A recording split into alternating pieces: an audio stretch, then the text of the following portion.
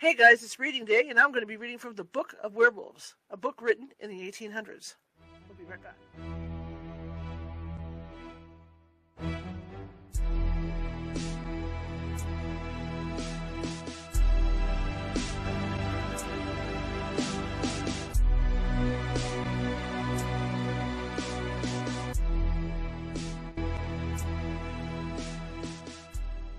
Grab your popcorn and snacks. Find a comfy spot, take a seat or lie down, and let me transport you to a place of fantasy, ghost stories, ancient legends, odd creatures, alien encounters, and other magical topics. You may even decide to join the conversation. From faraway lands to your own backyard, with a small dash of pixie dust. Turn out the lights and open your minds. The journey is about to begin.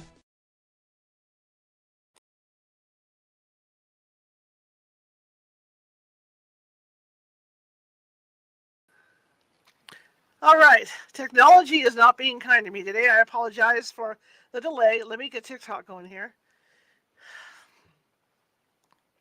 Hello, everybody. Welcome. Happy Sunday. In the United States, it's a 3-day weekend, so we're kind of like on the hump day of the 3-day weekend right now. Memorial Day weekend, when we honor our fallen soldiers. My name is Charlotte, and I'm going to be your host for the next hour or so. I'm also the owner of the California Haunts Paranormal Investigation Team based out of Sacramento, California.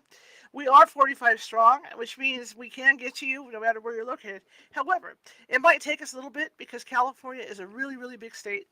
And so, we can't get out there for like 2 or 3 days. But in that case, we do have psychics on staff who can call you, talk to you about what may be going on at your home or office.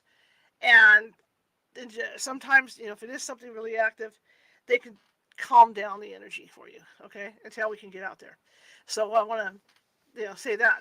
We also do the show Sunday through Friday. And today is Sunday Reading Day, where we read from a haunted themed book or a ghost themed book. Last book we finished was True Scottish Ghost Stories. Enjoyed it immensely. We are broadcasting today on TikTok, Facebook, YouTube, Twitch. Yeah, okay, we got them all. Just so many. Anyway, the only thing I ask today is for you guys over on TikTok, double tap that screen. Please double tap that screen, because that shows TikTok that you guys like me. You really like me. If you like what you see in here today, please double tap that screen. We do this every Sunday. Sometimes the ghost stories are fantasy stories. Sometimes they're true stories. But we do this every Sunday. I read for an hour. Please double tap that screen. I also have a goal for some night helms up there. For 100 night helms, you're not required to donate anything. However, we do want to keep the show on the air and keep things going. And so this is the way for me to make some change to do it. So I'd really appreciate it if you could donate. But do double tap that screen. I'd really appreciate it. All right. Same thing for all the other social media spots, right? You can't double tap that screen, but you can hit that like button, hit the thumbs up button, hit the happy hearts and all that to show me how much you like the show tonight. So please do that. And let me know. And chat amongst yourselves in the chat room. It's all good. TikTok, I can't. You're on my iPhone, like 11. I cannot see the screen. I see you coming up though, so I haven't forgotten about any of you guys. Okay. Anyway, today we're going to be reading from the Book of Werewolves, and this was written by a Anglican priest back in the 1800s. All of our books are from. Let me find out because it just moved, which really irritates me. Hang on. Okay, we did this. Okay, it moved back to chapter 1. Let me get it going. All these books are out of copyright. It's called, public free, I guess it's called, something like that, in the public domain. So we don't have to worry about copyright on these books. And I think it's really cool because this one is from Project Gutenberg. If you guys want to look up some really cool books, there's thousands and thousands of books over at Project Gutenberg. And I've been pulling my books from there. So it's been kind of fun. Sometimes, an author will allow us to read their book live. But I've been doing Project Gutenberg books for a couple months now, and it's worked out really nicely. TikTok again, double tap that screen. We're looking for a goal of 1,000 likes today. So please double tap that screen. And if you can find it in your heart to donate, that would be great with those nice helms. I'd really appreciate it. You don't have to. All right, everybody, here we go. And let's enjoy the book. And I will be reading for about an hour. So we'll see how it goes. Hopefully my technology holds out today, because it's really been a hit and miss with the technology today so far. The TikTok's fallen twice already, and yeah. So let's get on with this. And again, my name is Charlotte. I'm the owner and operator of the California Haunts Paranormal Investigation Team based out of Sacramento, California. I also have this lovely radio show that I do online Monday through Friday. And we might be adding a Saturday show for TikTok and Facebook. Okay? All right, so here we go. Settle down, like for the people on Facebook and YouTube. The intro says, sit down in front of the fire, grab your favorite snacks, put your fuzzy wuzzies on, and all that good stuff, and let's settle in. Usually, we're getting ready to settle in for the work week, but now we're just settling in for Monday. So here we go. And it just moved again on me, so give me a second. All right, chapter 2. Again, this was written by a Anglican priest in Paris. And so he goes through a lot of history of this, but there's a lot of background into werewolves and stuff. And then he talks about cases as well that he's encountered or heard of. So that's what we're going to be talking about. Again, the book is about werewolves. And there's a unique thing with this book before I go on. I was watching Little House on the Prairie with a friend of mine one day. And during class, Miss Beadle introduced this book to her class, this particular book. So I decided to look it up because knowing how TV works, I didn't know if it was just a prop or anything like that, and I found it on Project Gutenberg. So this is what we're going to do. We're a paranormal channel. Let's get on with it. And double tap that screen, please, over there on TikTok. Chapter 2, lycanthropy among the ancients. Definition of lycanthropy, I probably said it wrong. Marcellus Slyus, Virgil, Herodotus, Ovid, Pliny, Agrippos, story from Peronius.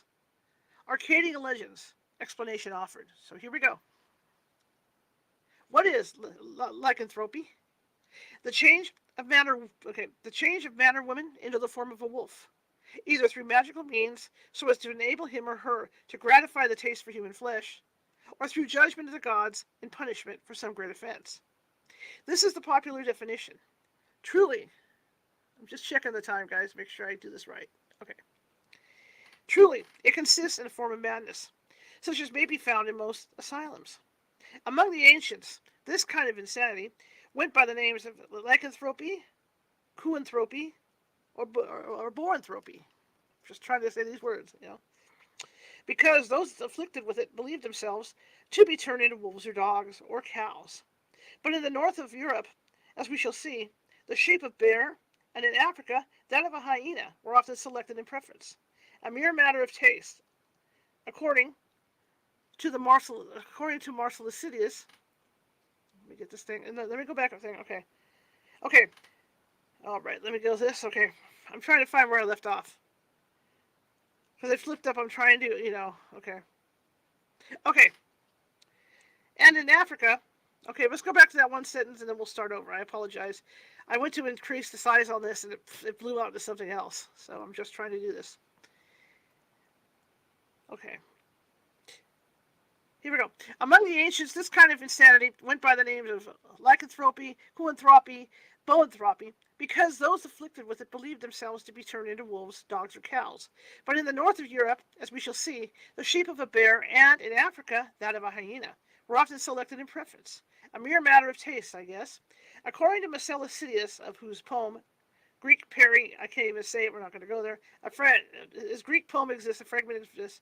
Men are attacked with this madness chiefly in the beginning of the year, and become most furious in February, retiring for the night to lone cemeteries and living precisely in the manner of dogs and wolves. Virgil writes in his 8th epilogue, here we go. I'm not going to try this, okay? Let's see what I can do. It's going to be Greek. Has Herbus, I'm not going to do that. We're just going to go on. And Herodotus, it seems that Neri are sorcerers, if one is to believe the Scythians and the Greeks established in Scythia. For each Nerian changes himself once a year into the form of a wolf, and he continues in that form for several days, after which he resumes his former shape. See also Pomponius Mele, Library 22, C1. There is a fixed time for each Nerian, at which they change, if they like, into wolves and back again to their former condition. But the most remarkable story among the ancients is that related by Ovid of his metamorphosis of Lycan, king of Arcadia, who, entertaining Jupiter one day, set before him a hash of human flesh, to prove his omniscience, whereupon the god transferred him into a wolf. This is from Ovid. This is from Ovid the Posinius. In vain he attempted to speak from that very instant. His jaws were bespluttered with foam, and only he thirsted for blood as he raged among flocks and panted for slaughter. His vesture was changed into hair. His limbs became crooked. A wolf. He retains yet large trace of his ancient expression. Hoary he is afore, his countenance rabid, his eyes glitter savagely, still the picture of fury. Pliny relates from, I can't even say these words, Pliny relates from Evanthes that on the festival of Jupiter Lycaeus, one of the family of Antreus was selected by lot and conducted to the brink of the Arcadian lake. He then hung his clothes on a tree and plunged into the water, whereupon he was transformed into a wolf. 9 years after, if he had not tasted human flesh, he was at the liberty to swim back and resume his former shape, which had in the meantime become aged, as though he had worn it for 9 years. Agrippopus relates that Demantius, having assisted at an Arcadian human sacrifice to Jupiter, ate of the flesh, and was at once transformed into a wolf, in which shape he prowled about for 10 years, after which he recovered his human form and took part in the Olympic Games. The following story is from Petronius. My master had gone to Capua to sell some old clothes. I seized the opportunity and persuaded our guest to bear me company about 5 miles out of town, for he was a soldier, and as bold as death. We set out about our cockerel, and the moon shone bright as day, when, coming among some monuments, my man began to converse with the stars, whilst I jogged along singing and counting them. Presently I looked back after him and saw him strip and lay his clothes by the side of the road. My heart was in my mouth for an instant. I stood like a corpse, when, in a crack, he was turned into a wolf. Don't think I'm joking. I would not tell you a lie for the finest fortune in the world. But to continue. After he was turned into a wolf, he set up a howl and made straight for the woods. At first I did not know whether I was on my head or my heels. But at last, going to take up his clothes, I found them and turned them into stone. I found them turned into stone. The sweat streamed from me, and I never expected to get over it. Melissa began to wonder why I walked so late. Had you come a little sooner, she said, you might at least have lent us a hand, for a wolf broke into the farm and has butchered all of our cattle. But though he got off, it was no laughing matter for him, for a servant of ours ran him through with a pike. Hearing this, I could not close an eye, but as soon as it was daylight, I ran home like a peddler that has been eased out of his pack. Coming to the place where the clothes had been turned into stone, I saw nothing but a pool of blood. And when I got home, I found my soldier laying in bed, like an ox in a stall, and a surgeon dressing his neck. I saw at once that he was a fellow who could change his skin. And never after could I eat bread with him. Nope, not if he would have killed me. Those who would have taken a different view of the case are welcome to their opinion. If I tell you a lie, may your genie confound me. As everyone knows, Jupiter changed himself into a bull. Hecuba became a bitch. Excuse the word, being a female. I'm assuming that's female. I don't know what they're talking about. Bad word. Actaeon the stag. The comrades of Ulysses were transformed into swine, and the daughters of Proteus fled through the fields, believing themselves to be cows, and would not allow anyone to come near them, lest they should be caught and yoked. S. Augustine declared in his book that he knew an old woman who was said to turn men into jackasses by her enchantments. Apuleius has left us his charming romance of the Golden Ass, in which the hero, through injudicious use of magical salve, is transformed into that long-eared animal. It is to be observed that the chief seat of lycanthropy was Arcadia, and it has been very plausibly suggested that the cause might be traced to the following circumstance. The natives were a pastoral people, and would consequently suffer very severely from the attacks and depredations of wolves. They would naturally institute a sacrifice to obtain deliverance from the pest, and security for their flocks. This sacrifice consisted in the offering of a child. Okay, right away. This book was written in the 1800s.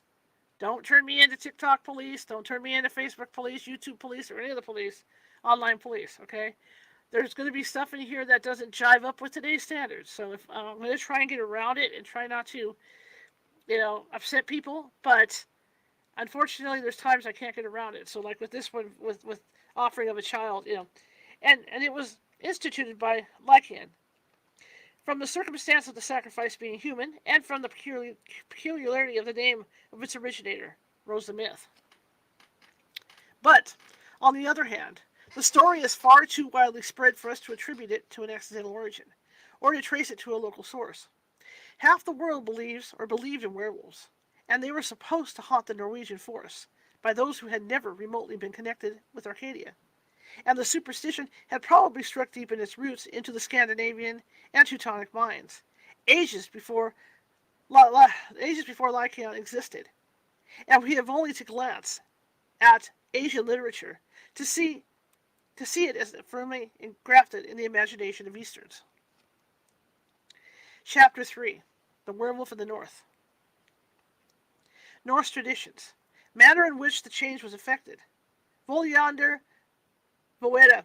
Instances from the Volsung Saga, Ropes Saga, Kraka, Farospalm, Helgevida, Vatsnistela Saga, Erebiga Saga. At least they're not around to comment on this.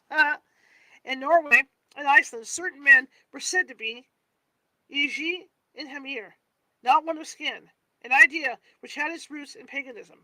The full form of this strange superstition was that men could take upon them other bodies, and the natures of those beings whose bodies they assumed. The second adopted shape was called by the same name as the original shape, Hammer, and the expression made use of to designate the transition from one body to another was at skipta homum, or at hamas. Whilst the expedition, I do not speak Dutch, okay, or Norwegian languages. I got lost because I looked up, I'm sorry. Whilst the expedition made in the second form was the ham form. By this transfiguration, extraordinary powers were acquired. The natural strength of the individual was doubled or quadrupled. He acquired the strength of the beast in whose body he traveled, in addition to his own, and a man thus invigorated was called Hammerer. The manner in which the change was effected varied. At times, a dress of skin was cast over the body, and at once the transformation was complete. At others, the human body was deserted, and the soul entered the second form, leaving the first body in a cataleptic state, to all appearance dead. The second hammer was either borrowed or created for the purpose. There was yet a third manner of producing this effect. It was by incantation. But then the form of the individual remained unaltered, though the eyes of all beholders were charmed, so that they could only perceive him under the selected form. Having assumed some bestial shape, the man who is e.g. Inhammer is only to be recognized by his eyes, which by no power can be changed. He then pursues his course, follows the instincts of the beast whose body he has taken, yet without quenching his own intelligence. He is able to do what the body of the animal can do, and do what he, as a man, can do as well. He may fly or swim, if he is in the shape of a bird or fish. If he has taken the form of a wolf, or if he goes on a wolf's ride, he is fall of the rage and malignity of the creature whose powers and passions he has assumed. I will give a few instances of each of the three methods of changing bodies mentioned above. Freya and Frigg had their falcon dresses in which they visited different regions of the earth, and Loki is said to have borrowed these and to have them appeared so precisely like a falcon that he would have escaped detection, but for the malicious twinkle of his eyes. And the Valender Kavita is the following passage. I cannot read it, so I'm going to try my best. Oh, here we go. The translation is right next door. From the south flew the maidens, athwart the gloom, Elvit the young to fix destinies. They on the sea strand sat them to rest, these damsels of the south, fair linen spun. One of them took eagle depressed, fair maid in her dazzling arms. Another was Fungvid, who wore swan feathers, and the third, their sister, pressed the white neck of Orland. The introduction of Sigmund tells us that these charming young ladies were caught when they had laid their swanskins beside them on the shore, and were consequently not in a condition to fly. In like manner were wolves' dresses used. The following curious passage is from the wild saga of the Volsungs.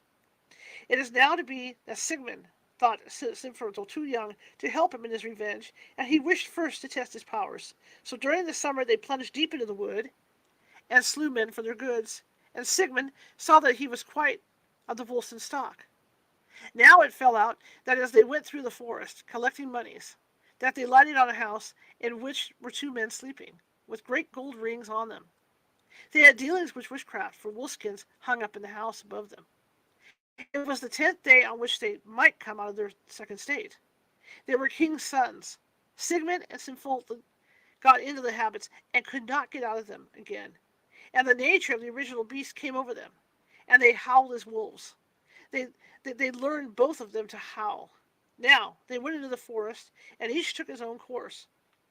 They made the agreement together that they should try their strength against as many as 7 men, but not more, and that he who was ware of strife should utter his wolf's howl. Do not fail in this, said Sigmund, for you are young and daring, and men would be glad to chase you. Now each went his own course, and after that they had parted. Sigmund found men, so he howled. And when Sinfjotli heard that, he ran up and slew them all. Then they separated. And Sinfjotli had not been long in the wood before he met with 11 men. He fell upon them and slew them, every one. Then he was tired, so he flung himself under an oak to rest. Up came Sigmund and said, "Why did you not call out?" Sinfjotli replied, "What was the need of asking your help to kill 11 men?" Sigmund flew at him and rent him so that he fell, for he had bitten through his throat. That day they could not leave their wolf forms. Sigmund laid him on his back and bare him home to the hall, and sat beside him and said, "Deuce take a wolf forms." Volsung Saga, Century 8. There is another curious story of a werewolf in the same saga, which I must relate. Now he did as she requested, and hewed down a great piece of timber, and cast it across the feet of those 10 brothers seated in a row in the forest. And there they sat all that day and on till night. And at midnight there came an old she-wolf out of the forest to them, as they sat in the stalks, and she was both huge and grimly. Now she fell upon one of them, and bit him to death. And after she had eaten him all up, she went away, and next morning Signy sent a trusted man to her brothers to know how it had fared with them. When he returned, he told her of the death of one, and that grieved her much, for she feared it might fare thus with them all, and she would be unable to assist them. In short, 9 nights following came the same she-wolf at midnight, and devoured them one after another till all were dead, except Sigmund, and he was left alone. So when the 10th night came, Signy sent her trusty man to Sigmund, her brother, with honey in his hand, and said that he was to smear it all over the face of Sigmund, and to fill his mouth with it. Now he went to Sigmund, and did as he was bid, after which he returned home. And during the night came the same she-wolf as was her wont, and reckoned to devour him like his brothers. Now she snuffed at him.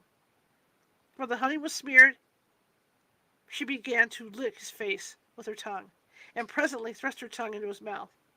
He bore it ill, and bit into the tongue of the she-wolf. She sprang up and tried to break loose, setting her feet against the stalk, so as to snap it asunder, but he held firm, and ripped the tongue out by the roots, so that it was the death of the wolf. It is the opinion of some men that the beast was the mother of King Sugir, and that she had taken this form upon her devilry and witchcraft. There's another story bearing on the subject of the Rolf Saga, Kraka, which is pretty. It's as follows. In the north of Norway, in upland dates, reigned a king called Ring, and he had a son named Bjorn. Now it fell out that the queen died, much lamented by the king and by all. The people advised him to marry again, and so he sent men south to get him. And so he sent men south to get him a wife. A gale and fierce storm fell upon them, so that they had to turn the helm and run before the wind, and so came north to Finnmark, where they spent the winter. One day they went inland and came to a house in which sat two beautiful women, who greeted them well and inquired whence they had come.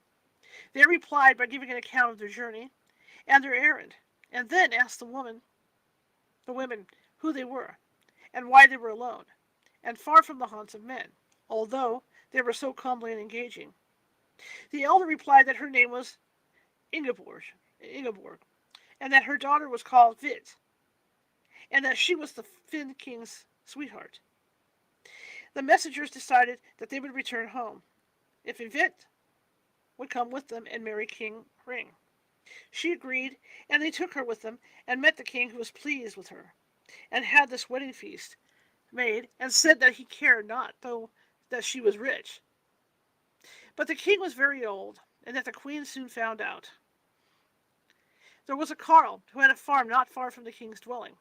He had a wife and a daughter, who was but a child, and her name was Bera. She was very young and lovely. Bjorn, the king's son, and Bera, the carle's daughter, were wont as children to play together, and they loved each other well.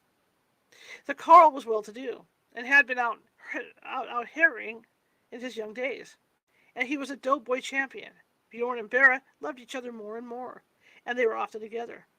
Time passed, and nothing worth relating occurred, but Bjorn, the king's son, waxed strong and tall, and he was well skilled in many exercises.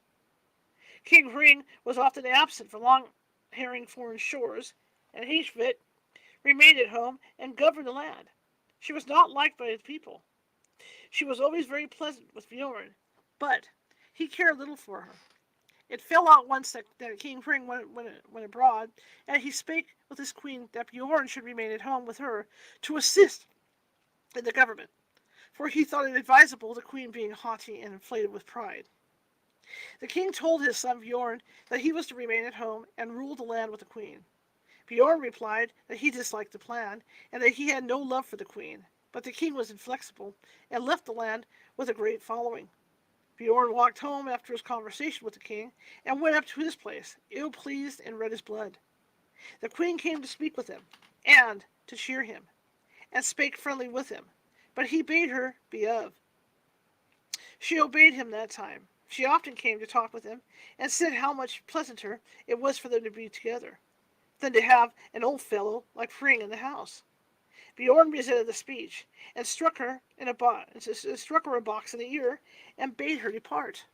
And he spurned her from him. She replied that this was ill done to drive and thrust her away. And you think it better, Bjorn, to sweetheart a carle's daughter, than to have my love and favor, a fine piece of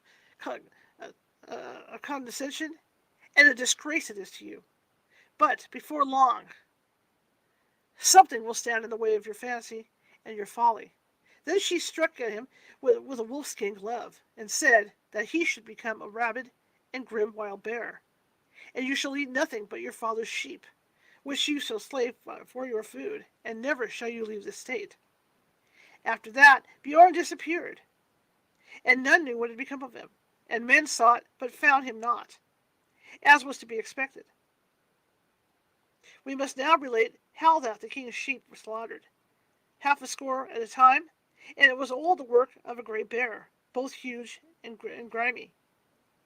One evening it chanced that Carl's daughter saw this savage bear coming towards her, looking tenderly at her, and she fancied that she recognized the eyes of Bjorn, the king's son. So she made a slight attempt to escape. Then the beast retreated, but she followed it till she came to a cave. Now, when she entered the cave, there stood before her a man who greeted Bera, the carle's daughter, and she recognized him, for he was Bjorn, Hring's son. Overjoyed were they to meet, so they were together in the cave a while, for she would not part from him when she had the chance of being with him. But he said that this was not proper, that she should be there by him. For by day he was a beast, and by night a man. He's like Beauty and the Beast, right? Sound familiar, you guys? Hring returned from his harrying, and he was told the news of what had taken place during his absence. How that Bjorn his son had vanished, and also how that a monstrous beast was up in the country and was destroying his flocks. The queen urged the king to have the beast slain, but he was delayed a while. One night, as Bera and Bjorn were together, he said to her, "Methinks tomorrow will be the day of my death, for they will come out to hunt me down.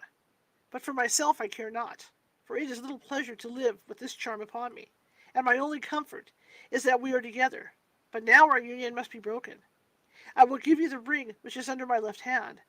You will see the troop of hunters tomorrow coming to seek me, and when I'm dead, go to the king and ask him to give you what is under the beast's left front leg. He will consent." He spoke to her of many other things till the bear's form stole over him, and he went forth a bear. She followed him and saw that a great body of hunters had come over the mountain ridges, and had a number of dogs with them. The bear rushed away from the cavern, but the dogs and the king's men came upon him, and there was a desperate struggle. He wearied many men before. He was brought to bay, and had slain all the dogs. But now they made a ring around him, and he ranged around it. But he could see no means of escape. So he turned to where the king stood, and he seized a man who stood next to him, and rent him asunder.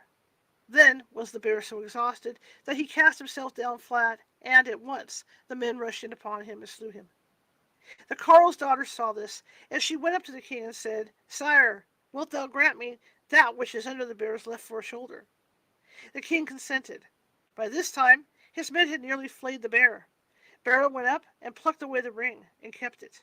But none saw what she took, nor had they looked for anything. The king asked her who she was, and she gave a name, but not her true name.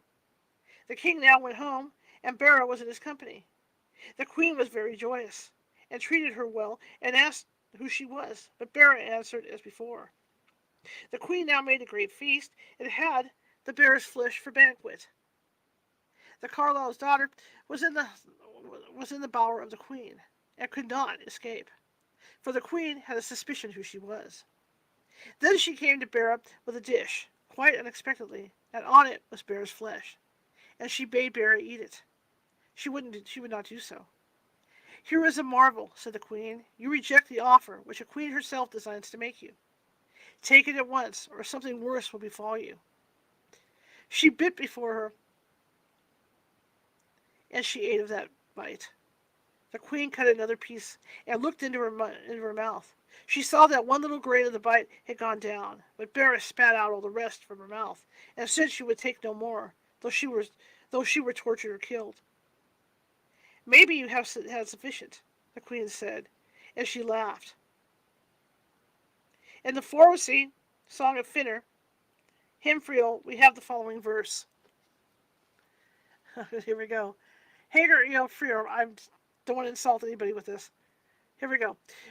"When this peril Finn saw that the witchcraft did him harm, then he changed himself into a werewolf. He slew many thus."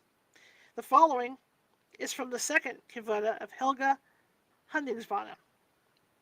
"May the blade bite, which thou brandishest, only on thyself, when it chimes on thy head, then avenged will be the death of Helgi, when thou as a wolf wanderest in the woods, knowing nor fortune, nor any pleasure, hang no meat, save rivings of corpses." Got through it, right? In all these cases, the change of the form, we shall now come to instances in which the person who is changed has a double shape, and the soul animates one after the other. The next saga says of Odin that he changed form, the bodies lay as though sleeping or dead, but he was a bird or a beast, a fish or a woman, and went into a twinkling to far distant lands, down his own or other people's business. In like manner, the Danish king Harold sent a warlock to Iceland in the form of a whale, whilst his body lay stiff and stark at home. The already quoted saga of Rolf Krake gives us another example where Bodvar Bajarki, in the shape of a bear, fights desperately with the enemy, which has surrounded the hall of his king, whilst his human body lies drunkenly beside the embers within. In the Vatsnadella saga, there is a curious account of three Finns, who were shut up in a hut for 3 nights. and ordered by Ingram, our Norwegian chief, to visit Iceland and to inform him of the lie of the country, where he was to settle. Their bodies became rigid, and they sent their souls on the errand, and, on their awakening at the end of 3 days, gave an accurate description of the Vansendal in which the chief was eventually to establish himself. But the saga does not relate whether these Finns projected their souls into the bodies of birds or beasts. The third manner of transformation mentioned was that in which the individual was not changed himself, but the eyes of others were bewitched, so that they could not detect him, but saw him only under a certain form. Of this there are several examples in the sagas, as, for instance, in the Romunder saga, Grace Bonar, and in the Foster Barrow saga, but I will translate the most curious, which is that of Odd Katla's son in his saga. Sorry, I can't pronounce it, you guys. I'm not even going there. Jared, housewife of Mephidio, sent word in the Bolstead that she was aware of the fact that Odd Katla's son had hewn off Odd's hand. Now, when Thorin and Arnkel heard that, they rode from home with 12 men. They spent the night in Mafilio and rode on the next morning to Holt, and Odd was the only man in the house. Katla sat on the high seat spinning yarn, and she bade Odd sit beside her. Also, she bade her women sit each in her place and hold their tongues. For, she said, I shall do all the talking. Now, when Arnkel and his company arrived, they walked straight in, and when they came into the chamber, Katla greeted Arnkel and asked the news. He replied that there was none, and he inquired after Odd. Katla said that he had gone to Breidavik. We shall ransack the house, though, quote Arnkel. Be it so, replied Katla, and she ordered the girl to carry a light before them and unlock the different parts of the house. All they saw was Katla spinning yarn off her distaff. Now they search the house, but find no Odd. So they depart. But when they had gone a little way from the garth, Arnkel stood still and said, How know we but that Katla has hoodwinked us, and that the distaff in her hand was nothing more than Odd? Not impossible, said Thorin. Let us turn back. They did so, and when those at Holt Raw that they were returning, Katla said to her maids, Sit still in your places, Odd, and I shall go out. Now, as they approached the door, she went into the porch and began to comb and clip the hair of her son Odd. Arnkel came to the door and saw where Katla was, and she seemed to be stroking her goat, and disentangling its mane and beard and smoothing its wool. So he and his men went into the house, but found not Odd. Katla's distaff lay against the bench, so they thought that it could not have been Odd, and they went away.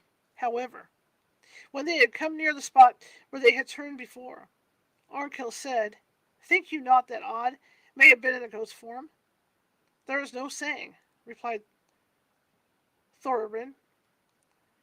But if we return back, we will lay hands on Katla. We can try our luck again, quoth Arnkel, and see what comes of it. So they returned. Now, when they were seen on their way back, Katla bade Oddfellow her, and she led him to the ash heap, and told him to lie there and not stir on any account. But when Arnkel and his men came to the farm, they rushed into the chamber and saw Katla seated in her place, spinning. She greeted them and said that their visits followed and were rapid. Arnkel replied what she said was true. His comrades took the distaff and cut it in twain. Come now, said Katla, you cannot say when you get home that you have done nothing, for you have chopped up my distaff. Then Arnkel and the rest hunted high and low for Odd, but could not find him. Indeed, they saw nothing living about the place, besides a boar pig, which lay under the ash heap. So they went away once more.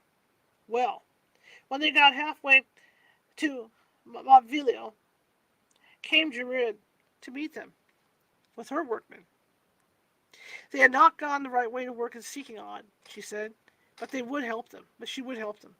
So they turned back again. Jared had a blue cloak on her. Now, when the party was seen and reported to Katla, and it was said that there were 13 in number, and one had a colored dress, Katla exclaimed, "That troll Jared is come. I shall not be able to throw a glamour over their eyes any more." She started up from her place and lifted the cushion of the seat, and there was a hole and a cavity beneath. Into this she thrust Odd, clapped the cushion over him, and sat down, saying she felt sick at heart. Now, when they came into the room, there were small greetings. Jared cast of her the cloak and the Katla, and took the sealskin bag which she had in her hand, and drew it over the head of Katla. Then Jared bade them break up the seat. They did so, and found Odd. Him they took and carried to Bulin's head, where they hanged him. But Katla they stoned to death under the headland. Okay. Chapter 4. The Origin of the Scandinavian Werewolf. Oh, good. More Scandinavian names to deal with. Anyway, if you like what you're hearing, please double tap that screen. TikTok, double tap that screen. I'm trying to hit 1,000 likes. 1,000 likes today, you guys. 1,000 likes, and maybe a night helm or two. Okay? Help me out a little bit. Advantage of the study of Norse literature: Bear and the wolfskin dresses, the berserker, their rage, the story of Thor, passages from the Egle, the Evening Wolf, Skallagrim and his son, derivation of the words of Hammer and Berger, laws of affecting outlaws, to become a boar, recapitulation. I think I said that right. One of the great advantages of the study of Old Norse and Icelandic literature is the insight given by it into the origin of worldwide superstitions. Norse tradition is transparent as glacier ice, and its origin is unmistakable. Medieval mythology, rich and gorgeous, is a compound like Corinthian brass, into which many pure ores have been fused. Or is it a full turbid river drawn from numerous feeders, which had their sources in the remote climates? It is a blending of primeval Celtic, Teutonic, Scandinavian, Italic, Arab traditions, each adding a beauty, each yielding a charm, each accreditation rendering the analysis more difficult. Boccacelli says, "The Anio flows into the Tiber, pure as crystal. It meets the tawny stream, and is lost in it, so that there is no more Anio. But the united stream is old Tiber. So it is with each tributary to the tide of medieval mythology. The moment it has blended its waters with the great and onward rolling flood, it is impossible to detect with certainty.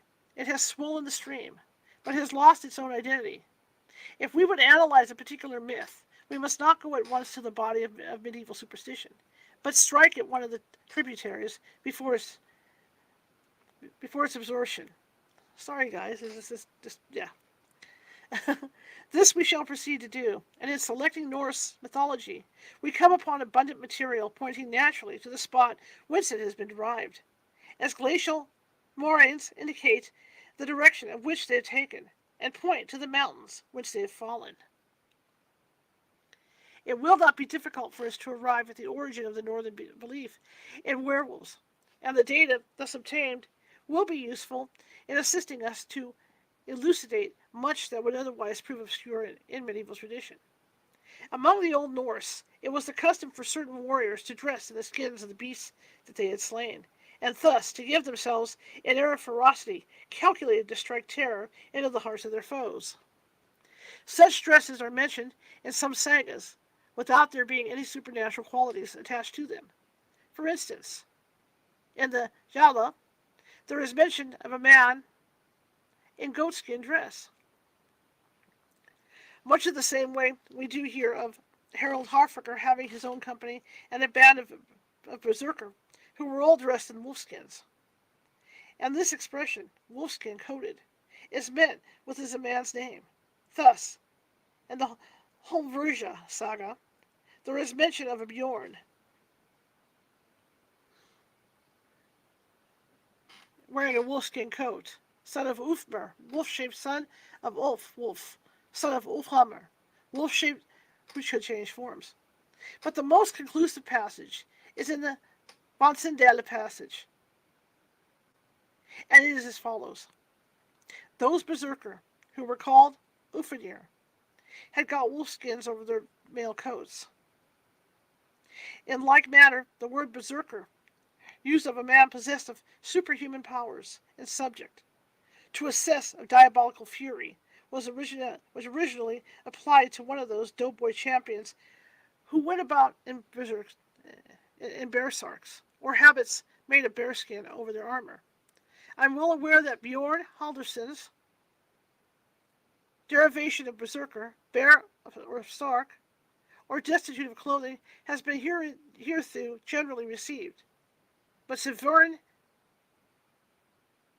an indisputable author, rejects this information as untenable, and substitutes for it that which I have adopted. It may be well imagined that a wolf or a bearskin would make a warm and comfortable greatcoat to a man whose manner of living is requiring him to defy all weathers, and that the dress would not only give him an appearance of griminess, but ferocity, likely to produce an unpleasant emotion in the breast of a foe, but also that the thick fur might prove effectual in deadening the blows rained on him in conflict. The berserker was an object of aversion and terror to the peaceful inhabitants of the land, his avocation being to challenge quiet country farmers to single combat. As the law of the land stood in Norway, a man who declined to accept the challenge forfeited all his possessions, even to the wife of his bosun. As a poltron unworthy of the protection of the law, and every item of his property passed into the hands of his challenger. The berserker accordingly had the unhappy man at his mercy. If he slew him, the farmer's possessions became his, and if the poor fellow declined to fight, he lost all legal right to his inheritance. A berserker could invite himself to any feast, and contribute his quota to the hilarity of the entertainment, by snapping the backbone or cleaving the skull of some merrymaker who had incurred his displeasure, or whom he might single out to murder, for no other reason than a desire to keep his hand in practice. It may well be imagined that popular superstition went along with the popular dread of these wolf and bearskin rovers, and that they were believed to be endued with the force, as they certainly were with the ferocity of the beasts whose skins they wore. Nor would superstition stop there, but the imagination of the trembling peasants would speedily invest these unscrupulous disturbers of the public peace with the attributes hereto appropriated to trolls and jotuns. The incident mentioned in the Volsung saga of the sleeping men being found with their wolfskins hanging to the wall above their heads is divested in its probability, if we regard these skins as worn over their armor, and the whole story is reduced to a minimum when we suppose that Sigmund and Sinfote stole these for the purpose of disguising themselves, whilst they lived a life of violence and robbery. In a similar manner, the story of the northern Beauty and the Beast, Beauty and the Beast, the story of the northern Beauty and the Beast and Hrafn Saga of Kraka is Kraka, Kraka, so you guys can't get me on that, okay? Kraka is rather less improbable, on the supposition that Bjorn was living as an outlaw among the mountains, which included him wearing a bearskin dress, which should effectually disguise him, all but his eyes, which should gleam out of the sockets in his hideous visor, unmistakably human. His very name, Bjorn, signifies a bear.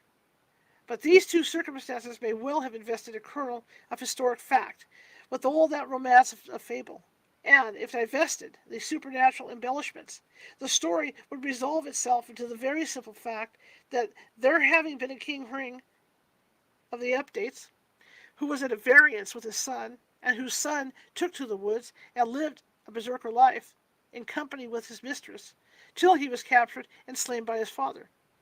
I think that the circumstance insisted on by the saga writers of the eyes of the person remaining unchanged is very significant, and points to the fact that the skin was merely drawn over the body as a disguise.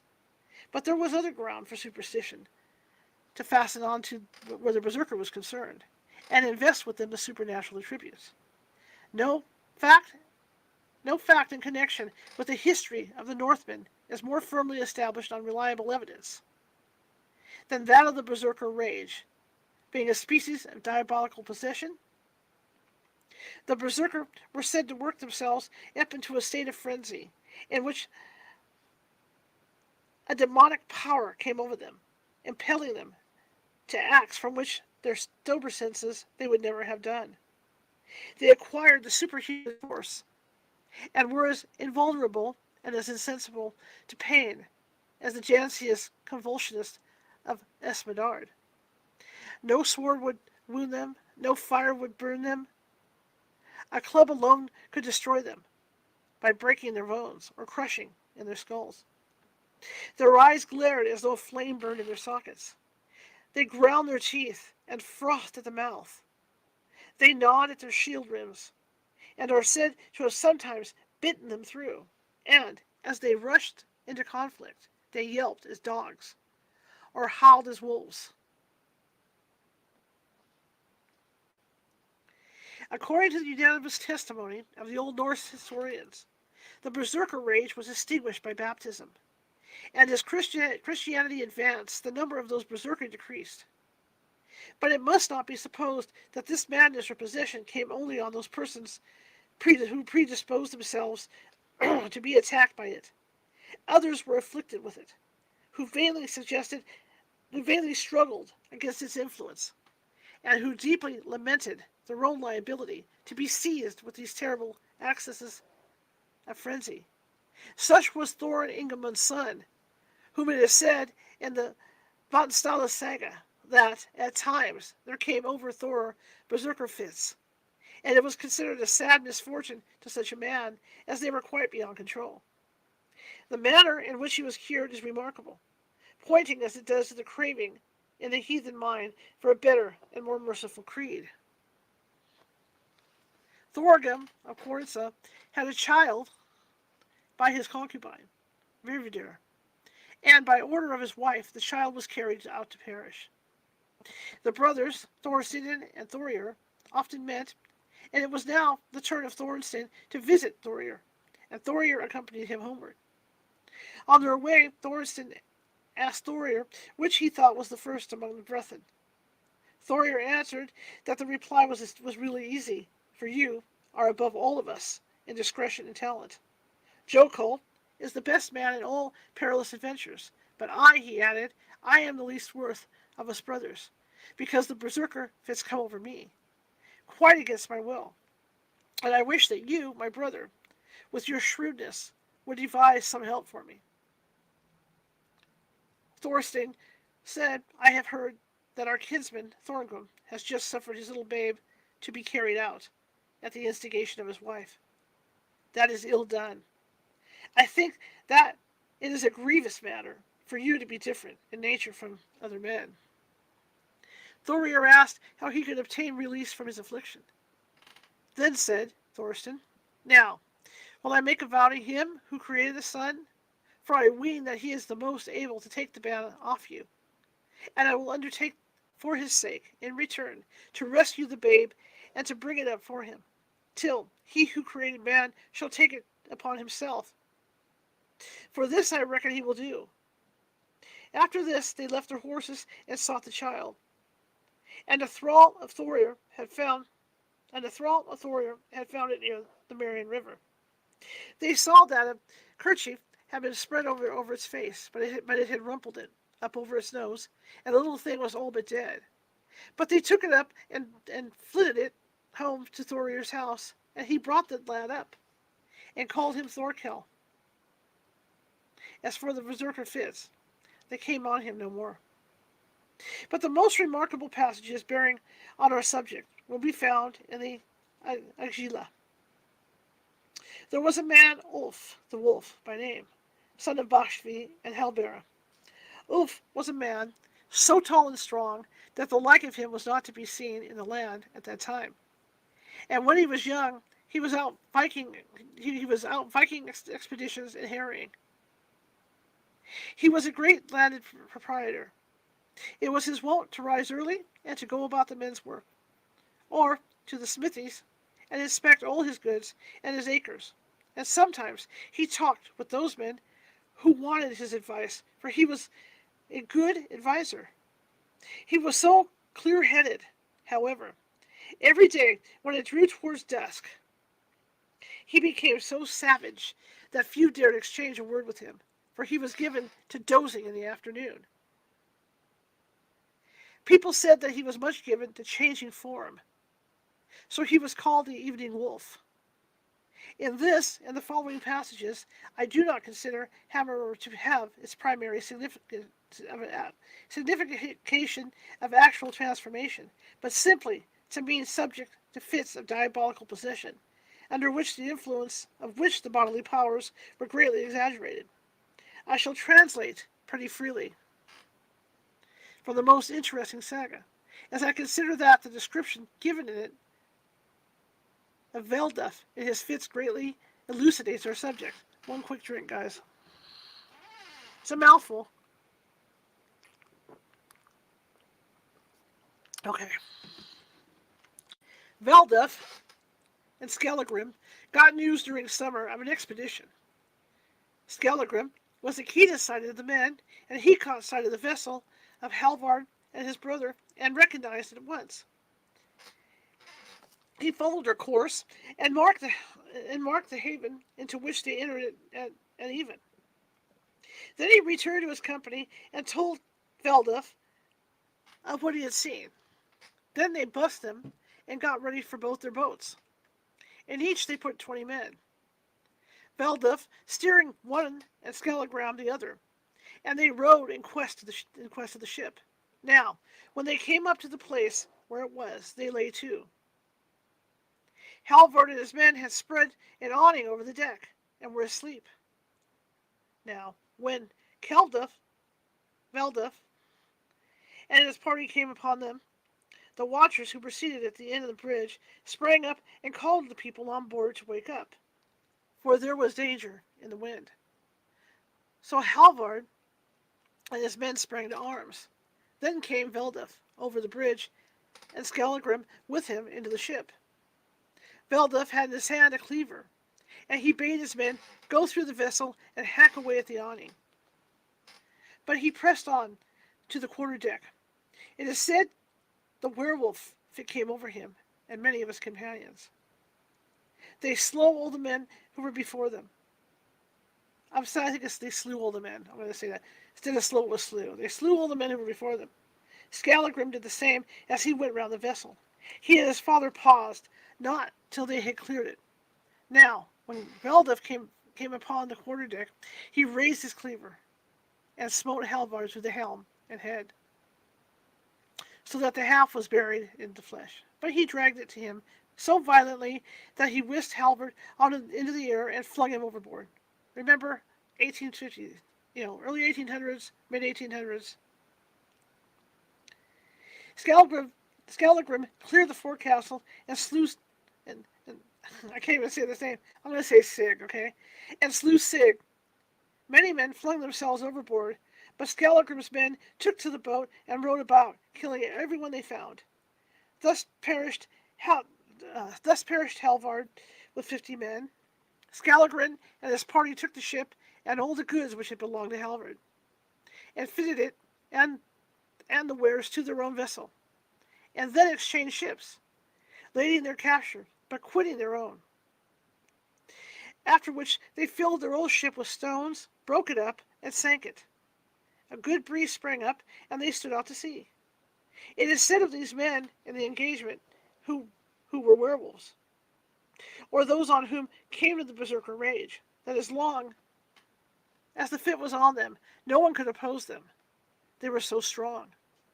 But when it had passed off, they were feebler than usual. It was the same with Velduff. When the werewolf fit went off him, he then felt the exhaustion consequent with the fight, and he was so completely done up that he was obliged to take to his bed. In like manner, Skallagrim had his fits of frenzy, taking after his amiable father. Thord and his companion were opposed to Skallagrim in the game, and they were too much for him.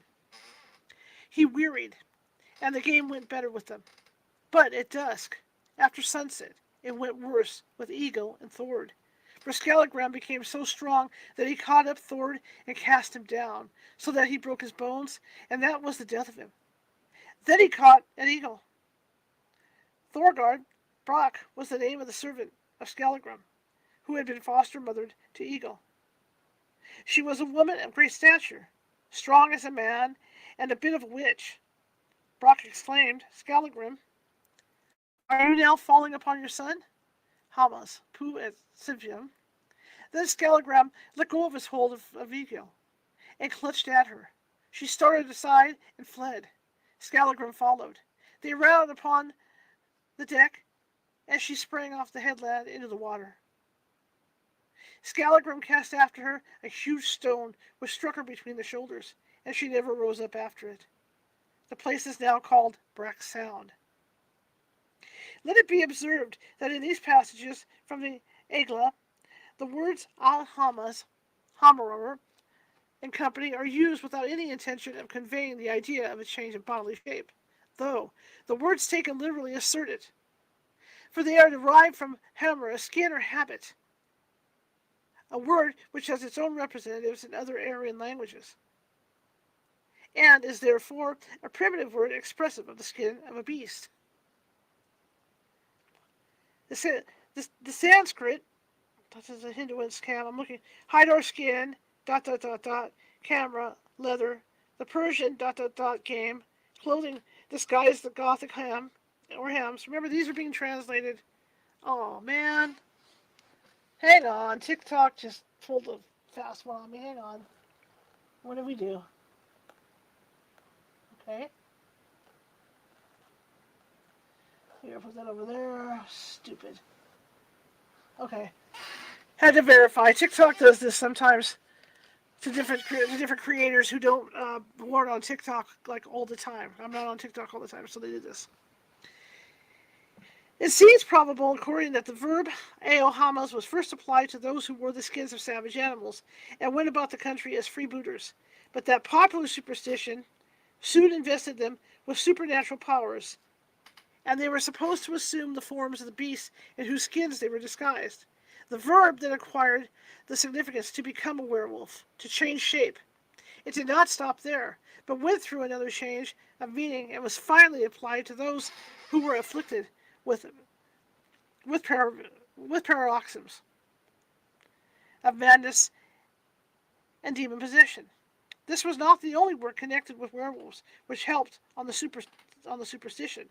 The word vargur, a wolf, had a double significance, which would be the means of originating many a werewolf story.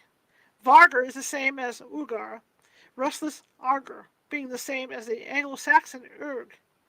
Vargur had its double significance in Norse. It signified a wolf and also a godless man. This vargur is in the English word means were, and the word werewolf. And the garu or varu in French, the Danish word for werewolf, is varuf. The Gothic verauf, oof. Okay, in the Romans, to Garen, it is lu weru Senganti Besti. Okay. Here, the Loup Garou is a devil. The Anglo-Saxons regarded him as an evil man, Werrick a scoundrel, Gothic varies a fiend, but very often the word meant no more than an outlaw. Plunkett, in his Cantus Popularis, tells us that the ancient Norman laws said of the criminals condemned to outlawry for certain offenses, Wargus Besto be an outlaw. In like manner, the Lex Rupuria, Wargus Sit Ho East Expulsus, in the laws of Canute, he is called Werwolf. I got that right. And the Salic law orders, si quis corpus jam, I cannot do this, Celeptrum If for it, I'm probably just butchering this like crazy. Jam, Celebrum, Ifridit, Ot, Explosion. Okay, here's the translation. If anyone shall have dug up or despoiled an already buried corpse, let him be a varg. That's what I get for struggling. It's right down the bottom. Sidonus Apollinaris says, I'm not going there. Let's see if there's a translation. There it is. As though the common name by which those who lived a freebooter lived were designated was varg. Okay. In like manner, Palgrave assures us in his Rise and Progress of the English Commonwealth that among the Anglo-Saxons an outlaw or outlaw was said to have the head of a wolf.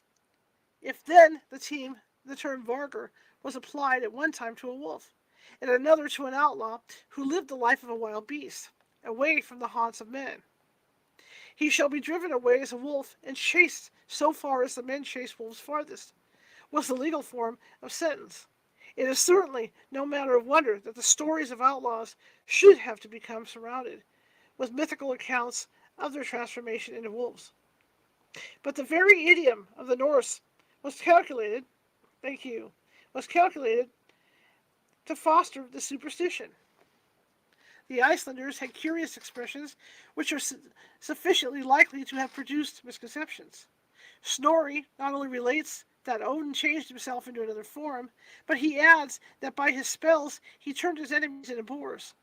In precisely the same manner does the hag Lajat in the Bansandela saga say that she could have turned Thoresen into boars to run about with the wild beasts. And the expression, I'm not going to go there, so I can't make this expression. Oh, here we go. To become a boar is frequently met within the sagas. Thereupon came the Thorin and his men upon them, and Nagali led the way. But when he saw the weapons drawn, he was frightened, and ran away up the mountain, and became a boar. And Thorin and his men took to run, so as to help Nagli, lest he should tumble off the cliffs into the sea. A similar expression occurs in the Gisla saga, Susanar. In the Hrolfs saga Kraka, we meet with a troll in boar shape, to whom divine honors are paid.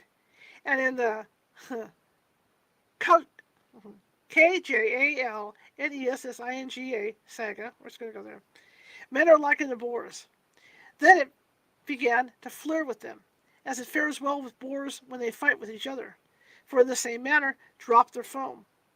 The true significance of Verda Algialti is to be in such a state of fear as to lose the senses, but it is sufficiently peculiar to have given rise to superstitious stories.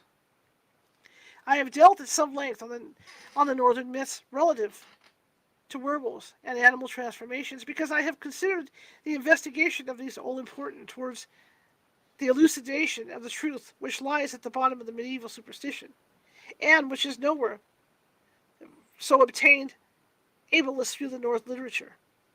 As may be seen from the passages quoted above at length, and from the examination of those merely referred to, the result arrived at is pretty conclusive, and may be summed up in very few words. The whole superstructure of fable and romance relative to transformation into wild beasts reposes simply on this basis of truth, that among the Scandinavian nations there existed a form of madness or possession under the influence of which men acted as though they were changed into wild and savage brutes, howling, foaming at the mouth, ravening for blood and slaughter, ready to commit any act of atrocity, and as irresponsible for their actions as the wolves and bears in whose skins they often equip themselves. The manner in which this fact became invested with supernatural adjuncts I have also pointed out, to wit, the change in the significance of the word designating the madness, the double meaning of the word verger, and above all, the habits and appearance of the maniacs. We shall see instances of berserker rage reappearing in the Middle Ages and down into our own times, not exclusively in the North, but throughout France, Germany, and England. And instead of rejecting the accounts given by chroniclers as fabulous because there is much connected with them, which seems to be fabulous, we shall be able to refer to them for their true origin. It may be accepted as an axiom that no superstition of general acceptance is destitute of a foundation of truth, and if we discover the myth of the werewolf to be widely spread, not only throughout Europe, but throughout the whole world, we may rest assured that there is a solid core of fact around which popular superstition has crystallized, and that fact is the existence of a species of madness, during the accesses of which the person afflicted believes himself to be a wild beast, and acts like a wild beast. In some cases, this madness amounts apparently to positive possession, and the diabolical acts into which the possessed is impelled are so horrible that the blood curdles in reading them, and it is impossible to recall them without a shudder. Okay, wow. Ah, that was a hard read. Since I don't speak any of the Scandinavian dialects, trying to get those words out, that was a hard read. So we'll be starting chapter 5 next Sunday. We're going to continue. But I want to thank everybody for coming tonight, everybody on TikTok. Double tap that screen if you liked what you heard tonight. I know I was struggling with some of the language in the book. I apologize for that, but there's nothing I can do, right? It's just one of those things. But I really appreciate you guys coming tonight. Everybody over on Facebook and all the other social media sites that we're watching, thank you so much. I do appreciate that. Tomorrow night at 6:30 p.m., we're going to be doing our regular radio show. That will be on YouTube, at Facebook, and Twitch. And that will be at youtube.com/@CaliforniaHauntsRadio. Our old friend Lynn Monet is going to be with us, and she's going to be talking about ghosts and aliens. So we're going to have a grand old time with her, catching up with her and everything else. And hope you guys can join us. Again, that's tomorrow night at 6:30 p.m. Pacific. All right, TikTok, you have a great rest of your day. Bye, TikTok. Maybe not. Push button. Okay. See you later. Okay, you guys. Wow, I had a good audience. What can I say? It was a bear of a read. Every time I get into foreign languages, this is what happens. But I want to thank all of you for coming. I really appreciate each and every one of you for being here today. I know it's the middle of your holiday weekend. Some of you may be camping. Some of you may be out hiking and doing boating and doing other stuff. So barbecues and all that. So thank you. And I will see you guys tomorrow at 6:30. If you like the show, share it with 5 people. If you hated the show, share it with 5 of your enemies. Like I always say, we're equal opportunity little show. I know it was rocky today. Like I said, I don't do foreign languages well, so it is. Oh, there we go. I just dropped off too. How nice. So I don't do foreign languages well, so it happens, as they say, it happens. But thank you so much for this, and I really appreciate each and every one of you. I will see you tomorrow, 6:30 p.m. Pacific. Have a great rest of your night and tomorrow.